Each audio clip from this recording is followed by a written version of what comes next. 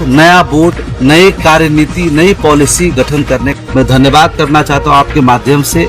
श्री मनसुख मांडविया जी को और भारत सरकार के हमारे प्रधानमंत्री नरेंद्र मोदी जी को, जिन्होंने इसको स्वीकार करते हुए कि इसके लिए ड्राफ्टिंग कमेटी भी तैयार की है और बहुत जल्द ही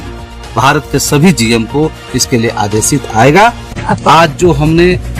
संगठन ने हमारी लड़ाई लड़ी, 28 वर्ष की तपस्या लेकर लड़ा, आज अगर माल गोदाम के अलावा असंगठित क्षेत्र 40 करोड़ लोगों को भी अगर इंसाफ मिला है तो उसका देन भी हमारा भारतीय रेलवे माल गोदाम श्रमिक संघ है, जिसने 2003 में अटल बिहारी वाजपेयी के नेतृत्व में हम लोगों ने बैठक करके पहली बार हमारे संगठन ने कानून श्रम कानूनों में संशोधन करके उसको नई श्रम कानून नीति लाने का प्रस्ताव दिया था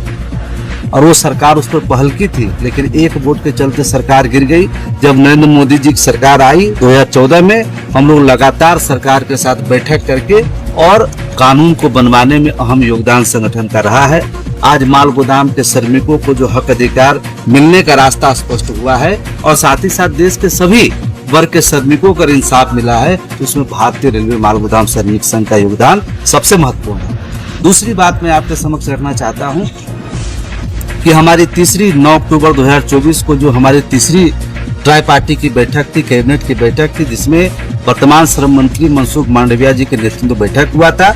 उस बैठक में हमने रेलवे माल गोदाम के पूरी कायाकल्प करने के लिए छोटी मोटी जो समस्याएं हैं, जो हमारा मालवाहक भी अब माल गोदाम से दूर होकर के रोड ट्रांसपोर्ट की तरफ मूव कर रहा है, इन सभी विषय को लेकर के हमने सरकार के समक्ष एक प्रपोजल पेश किया था। उसका नाम हमने रखा था Indian railway goods worker management, है ना, कॉर्पोरेशन। उसके तहत नया बोर्ड, नई कार्यनीति, नई पॉलिसी गठन करने। जो श्रमिक भाई अभी तक सब्सक्राइब नहीं किए हैं उनसे रिक्वेस्ट है कि आप सब्सक्राइब करें, बेल आइकन दबाएं, जो कि सही टाइम पे आपको सही न्यूज जो है मिलता रहेगा। सरकार को हमने प्रस्ताव दिया जिसमें माल गोदाम के श्रमिकों का भी सारी समस्या समाधान होगी, रेलवे को ज्यादा प्रॉफिट होगा, देश भर के व्यापारी सीधे रेल के साथ जुड़ करके अपना काम को अच्छे तरीके से कर सकेंगे। देश में और कई गुना जो है ट्रांसपोर्टेशन गुडसेड में बढ़ने का काम होगा। वो नीति हमने सरकार के समक्ष पेश किया। मैं धन्यवाद करना चाहता हूँ आपके माध्यम से श्री मनसुख मांडविया जी को और भारत सरकार के हमारे प्रधानमंत्री नरेंद्र मोदी जी को, जिन्होंने इसको स्वीकार करते हुए पूरे हिंदुस्तान के माल गोदाम के मजदूरों को पूरी इस कार्य पद्धति को जांच प्रक्रिया संपन्न किए। आज रिपोर्ट सरकार के पास पूरे हिंदुस्तान का गया है, बहुत ही पॉजिटिव है। 3 अप्रैल को भारतीय रेल और भारत के श्रम रोजगार मंत्रालय ने सामूहिक बैठक करके इसके लिए ड्राफ्टिंग कमेटी भी तैयार की है और बहुत जल्द ही भारत के सभी जीएम को इसके लिए आदेशित आएगा। और इस माह में हम लोग अभी विचार करके इस माह में ही मध्य प्रदेश के सभी माल गोदामों में हम लोग रेलवे के द्वारा श्रम रोजगार मंत्रालय के सामूहिक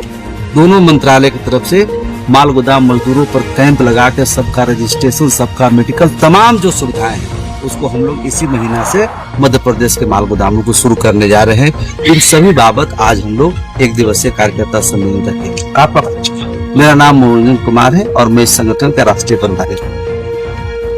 सर, ये हमारा प्रयास भी 1998 से जब हमारे राष्ट्रीय महामंत्री जी, राष्ट्रीय प्रभारी जी, ये लोग 1998 से जो संघर्ष कर रहे हैं और आज हमने तो बहुत कम समय में किया है, 4-5 साल हुए मुझे, लेकिन हर गोदाम पर जाना, श्रमिकों को अपना हित अधिकार का समझाना और वो हमने किया। और आज ये है कि हर गोदाम से सभी लोग आए हैं और सर आज जो सर ने भी बताया है कि इसी महीने मंथ से इन लोगों का